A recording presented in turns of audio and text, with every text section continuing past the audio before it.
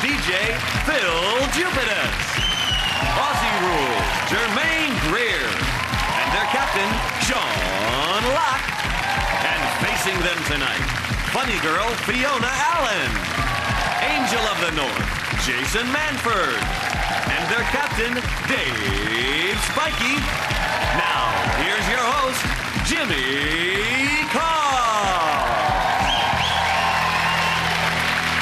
Hello and welcome to 8 out of 10 Cats, a show about opinion polls, surveys and statistics. Did you know, for example, the average person thinks that 49 is the age when we stop being young? Leah from Big Brother has a lot to pack into the next 6 months. Unattractive people earn 13% less than beautiful people, and that's based on a survey of supermodels and dinner ladies. And 95% of creatures on Earth are smaller than a chicken's egg. So when I think about it, I've actually got quite a big cock. Let's get started.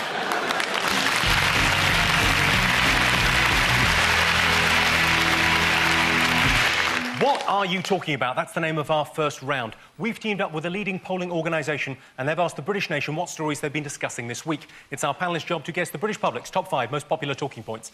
Dave's team, what have they been talking about? Rather predictably, I'm going to go for the World Cup again. We're in the quarter-finals. Beat Ecuador 1-0. I had a bet, won a few quid. I bet it was going to be shit. It was.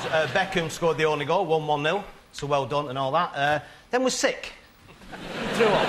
And I'm wondering whether it was just like he's run out of celebrations. Footballers invent celebrations all the time. So he'd done the baby thing. I've done that one. I've done the kissing the shirt and all that. I've done all that. I know what. Oh, fuck it. Oh. If they'd have panned away to the corner flag, Wayne Rooney's having a dump. That's worse. My favourite aspect of the World Cup has been the recurrent appearance of Frank Lampard's disappointed face. Because he keeps putting the ball wide and then he goes... Jason, any thoughts on the World Cup? I just think they've got all a bit soft, to be honest, all these footballers. So many fouls and free kicks and all the time just all diving over at my ankle. There was a bloke the other day for Ghana who was out because of a dead leg. Now, that's not an injury, is it, a dead leg? That's a minor annoyance. When I was 10, I had 3 dead legs in one day. I still had to do PE and walk home. Watson came up trumps again, though. I know I do it every week, but another... Ecuador brought a substitute on. He's got his list of facts, and he goes, oh, here we go. Oh, he's bringing on Rodriguez. Oh, interestingly enough, this is the smallest man in the world. Cut. There's been a bit of trouble as well, wasn't there? Some England fans kicked off. Finally, there was some trouble. Everyone's saying that England fans behaving very well, and there was a bit of trouble. I saw it coming because before the World Cup, I saw near me there was a driving range adapted for chairs. They were practising like that. Just warming up for the World Cup. If they had the World Cup in Sweden, there'd be no end of a vast variety of furniture to choose from. Yeah. What are we throwing? Hoogar. All right, OK. But that's an integrated shelving system. But I was surprised about the Wags, actually, and all the footage on them, and I think, is it that England are playing so shit that they have to keep doing cutaways of Posh in the crowd? She's got a mate, hasn't she, because they've all fallen out, Cheryl Tweedy. And apparently they're in their own little gang, just 2 of them, Billy No-Mates. Because they reckon that all the other girlfriends and wives don't understand the pressures they're under. And I was just thinking, well, what pressures? What, she was in a shit band, she is in a shit band, and the core audience are age 6. What's pressured? And they jumped up at the goal, didn't they? Went, yeah, yeah, yeah. What's happening? No idea. Yeah. And also, you know, it's Posh with the little boys. They go, yeah, don't get that ice cream near me. Hey! Jermaine, any thoughts on the football? You've been following it? I should confess that I've been supporting Australia. Robbed. Robbed. They were robbed. Well, it's only taken 5 generations and finally the Australians know how it feels to get robbed.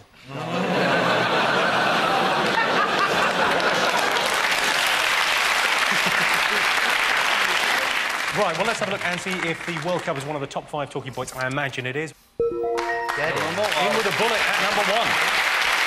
Yes, England are still in the World Cup. There's been a lot of competition between the Wags, or wives and girlfriends, in a series of fantasies I've been having. Right, Sean, Jermaine and Phil, what have the nation been talking about this week? My favourite story of the week is the man who just chose to sort out a problem with a digger. It's always the first way, isn't it? Yeah. He owed them some money. He used to have they had a caravan site and didn't pay their rent. And they sent him a letter. They said, well, you know, you owe us £1,000, actually, in something. And he went, I'll show you £1,000. And he came back with a digger. And smashed their house up and all their cars. Do you want to have a look and see what the damage was? Yeah. You see, to us, that is a photograph of terrible, terrible devastation. But to him, as a man that drives heavy plant, that's a bit like a CV or calling card. Yeah. But apparently he's very calm. Everyone said he was driving, he was very calm. Well, I liked it. When the police got him out, he was going, it's all right, I've got the hang of it now.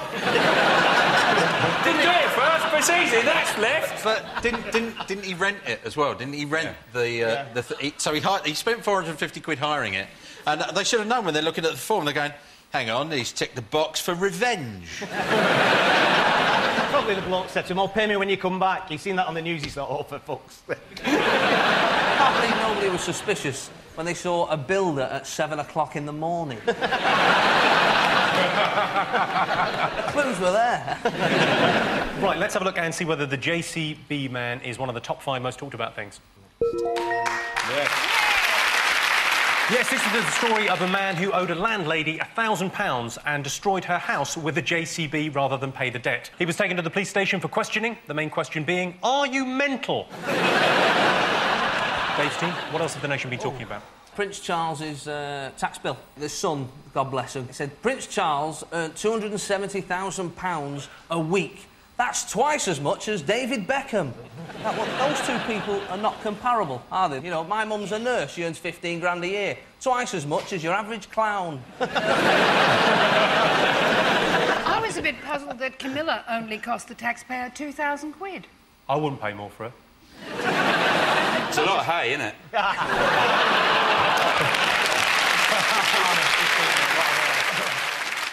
If we do win the World Cup and she goes to meet all the footballers and she's shaking Wayne Rooney's hand and it's just a picture of them in the paper saying Donkey and Shrek. OK, this was not one of the big stories of the week, but it was in the news. Sean, Jermaine and Phil, what else have the nation been talking about? I think they've been talking about the guy who gave away $30 billion to Bill Gates, another very rich man. He gave it to the Bill Gates Foundation. Yes. Is the man's name Warren Buffett? Warren Buffet. Is where he made his money, he invented the buffet, and he gets a percentage on every buffet that's ever held. Well, some would say it was invented by Laszlo Smorgasbord. Yeah.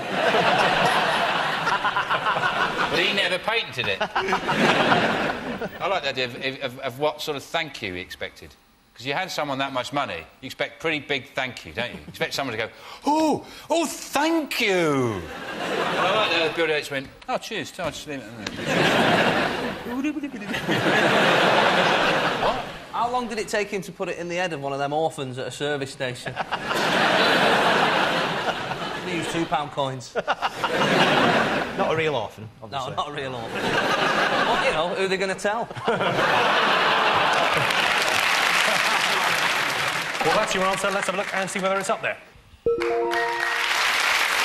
Yes, it is. Yes, the world's second richest man, Warren Buffett, has given $31 billion to charity. Bill Gates said he would use the money wisely before setting out on his mission to the centre of the Earth to discover a lost nation of cats. Well, Sean's team, what else have the nation been talking about this week? Is it the chocolates? Cadbury's have called back a load of chocolate bars because they said they had salmonella in them. 250 million? Yeah, something like that. Doesn't matter, really. A huge number. Once you've gone over 10, I just lose. I get too excited. I like chocolate. They're also saying something which is pretty balmy. They're saying, well, there's not a lot of salmonella in them. There's just a little just enough. bit. It's not going to spoil your meal. That's a dream diet, isn't it, for Posh Spice, that? You eat that chocolate, wait for 20 minutes for it to kick in, throw your guts up, wait another 20 minutes, and then all through the night, every 20 minutes you throw up, morning, 1 stone lighter. What a diet. Apparently at the weekend it really affected sales of chocolate. Nobody would buy a box of chocolates as presents for ladies or anything like that, all because the lady loves a month off work. Let's see if it's there. Let's see. Yes, Cadbury's have recalled more than 1 million chocolate bars because of a feared salmonella contamination. The cause of the salmonella outbreak was a leaking pipe, which is ironically also one of the symptoms. OK, one more thing to get. Fingers on buzzers. What else have the nation been talking about? Wimbledon. Disappointment for British fans. Tim Henman's out. I think, actually, Tim Henman going out of Wimbledon is the true meaning of sport relief. Apparently he's going to come out. He's going to be a coach now, isn't he? Coach driver, I He's think going he to be a said. coach, isn't he?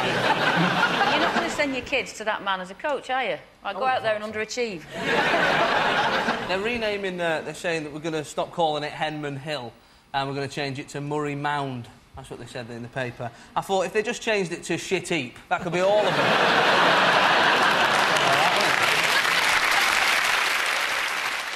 I don't know who started the idea that women should be prepared the same as men. Emily Pankhurst. No, It was Venus Williams. was it Venus Williams? Because Andy Murray's jumped. He's come the other way and said they shouldn't because they don't play 5 sets. Not only do they get paid less, they don't get a trophy. They just get a plate. But it does fit in a dishwasher. No, I thought the real telly thing was... did you see David Cameron on Jonathan Ross? And he's such a sort of publicity junkie now. And they had Martina Navratilova on. And Jonathan Ross cut to the green room where David Cameron said, "What did you think about it?" He goes, "Yes, I think we should definitely look into it." Don't worry, I'll sort that out. Any problems, I'll sort them out, like he's fucking Batman. Well, shall we have a look and see whether Wimbledon is one of the most talked about things this week? Yes, of course it is. Yes, Wimbledon started this week. Of course, it is nearly 30 years since a British lesbian won at Wimbledon. Right, well, at the end of that round, I can tell you that Sean, Phil and Jermaine have 3 points, Dave, Fiona and Jason have 2 points. The next round is called the Poll with a Hole. We've looked through hundreds of surveys, past and present, from around the world and unearthed some fascinating facts. Unfortunately, each statistic is missing one salient piece of information, so it's up to our panellists to fill in the gaps. Here's your first question. 1 in 10 families have fallen out over what? The DNA results.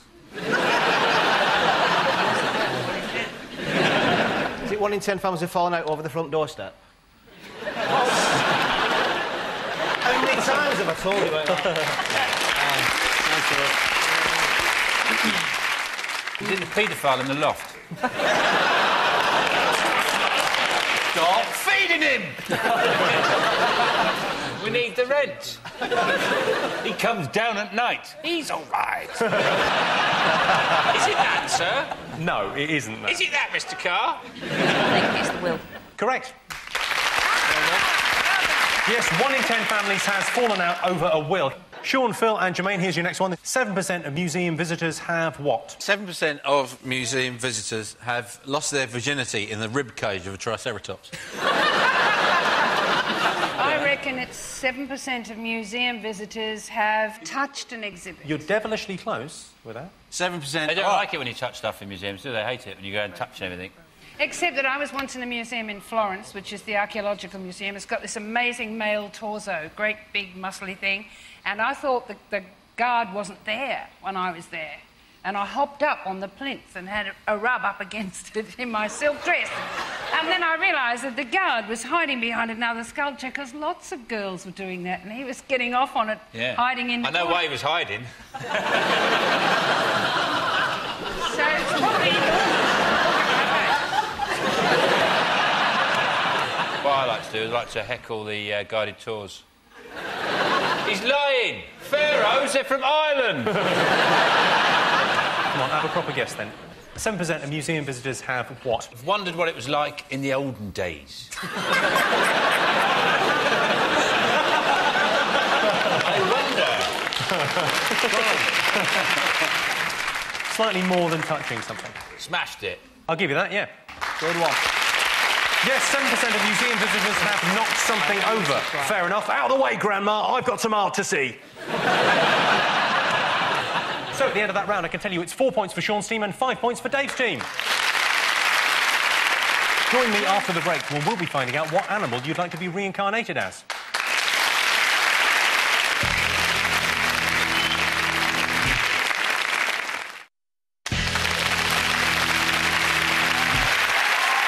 Welcome back, 8 out of 10 Cats. The next round is Believe It or Not. In this round, I'll give the panellists a simple statement, and all they have to do is decide whether they think it's true or false. Dave, Fiona and Jason are to go first. To illustrate their statistic, let's have a look at a clip of an animal psychic channeling the spirit of a dolphin.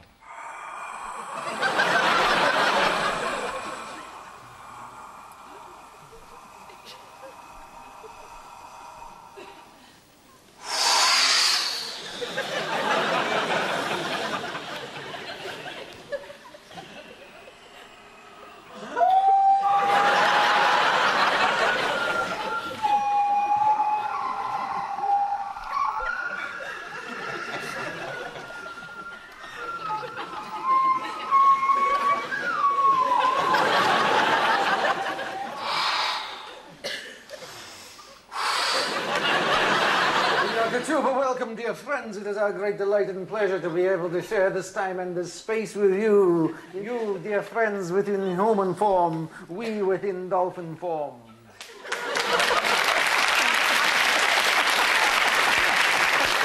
OK, here is your related statistic. 52% of Brits would like to be reincarnated as a dolphin rather than any other animal. True or false? I don't know why anybody would want to come back as an animal. You know, we're human. You know, we're the best animal in the world. As a human, I only want to come back as a human because I'm number one, or a unicorn. I'm not sure you get No, because people love horses, don't they? They love horses. Imagine how much they'd love a flying horse. Imagine that. And if they didn't love you, fly off. It's a very good point, Jason. What would you guys want to come back as? I could probably come back as a daddy longlegs, live for 6 hours and some fucker pulls your wings off. That'd be my luck. Or I'd come back as a dolphin in a fish pool in Blackpool. With somebody going, right, you, jumper, you won't get a fucking pilchard. Dolphins have got the edge for me, I think. They are very sexually active dolphins. They have group sex. They do all that. And the penis is prehensile. They can pick stuff up and carry it. That's brilliant, that. That's like a bit of flower arranging. Look at that. Jermaine, what would you come back as? I will come back as fungus and bacteria, and that suits me fine. You know, it's a comedy show, Jermaine. 52% of Brits would like to be reincarnated as a dolphin rather than any other animal. True or false? But we're having a round now. False. So you're going for false? 2-1. False. OK. Well, I can tell you that the answer is false. Yes, it's actually 13% that would like to come back as a dolphin. Of course, lots of people don't believe in reincarnation, but I think you may as well. You only live once. Right, OK. Sean, Phil and Jermaine, let's have a look at a clip to illustrate your statistic. $720. $720. All our bids are locked in. Good luck to you all. Our prize, $799. Merry Ring.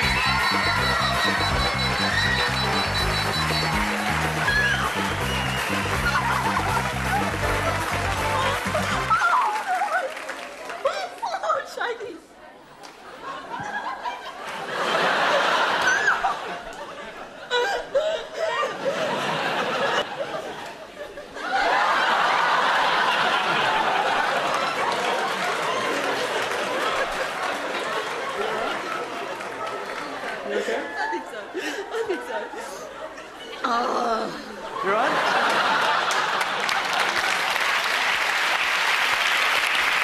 You should have seen Jermaine when she found out she was coming on this show.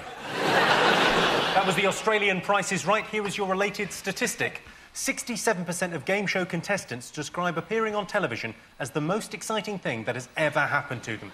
True or false? She looked horrified. She's like she'd been given, you know, tickets for a dinner with Mick Hucknall or something. It's called hysterics, isn't it? Yeah. They should have slugged her. Bam! Would have put an end to that. Yeah. What kind of a feminist are you? I would slug you if you had hysterics. Will you? Do I have to have hysterics?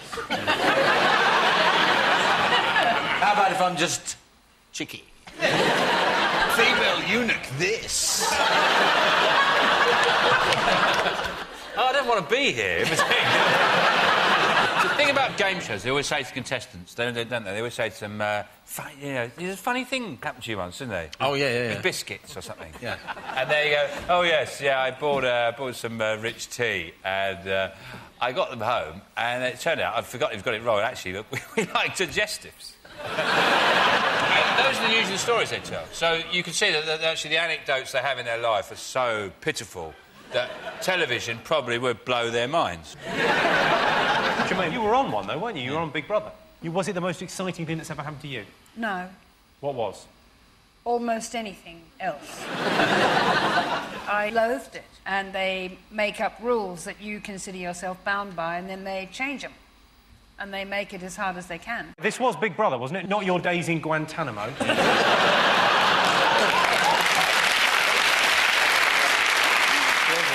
What do you think, Sean? I think it's absolutely spot on, Jimmy. That statistic isn't a statistic, it's a fact. Well, I'm staring down the barrel of the truth there. And I'm saying yes.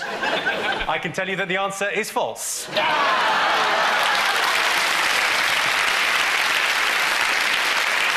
In fact, only 1% of game show contestants describe appearing on television as the most exciting thing that has ever happened to them.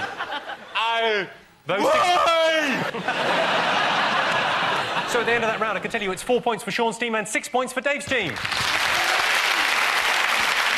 And the winner is the name of our final round. I'm going to give the teams a series of opinion polls and surveys. It's up to them to buzz in and tell me who or what they think came top. Here is your first one. The world's worst taste. Crow omelette. Get it, crow. All of that. Is it the medicine that your vet prescribed for your horse because he's stood and he can't get an erection? Is it when you're buttering toast and you get a bit of margarine on your hand and you go, I'll just eat that? Oh, God. Horrible. When you're in a plane and you crash and you're a rugby team in the Andes and you've got to eat each other, like when you're eating, do you go, Dave tastes great! That's good, Dave! Well, it'd be Jose, wouldn't it, because they're Argentinian? Well, no, there's one called Dave. Is there? Yeah. An Argentinian called Dave? Yep. Yeah, you know the one, Dave. It was Dave Lopez. I'll give you a clue. It's a vegetable. Oh, a banana. Brussels sprout. Correct answer, Jermaine. Yeah, well done. Worst thing about gyms. And a gym is... You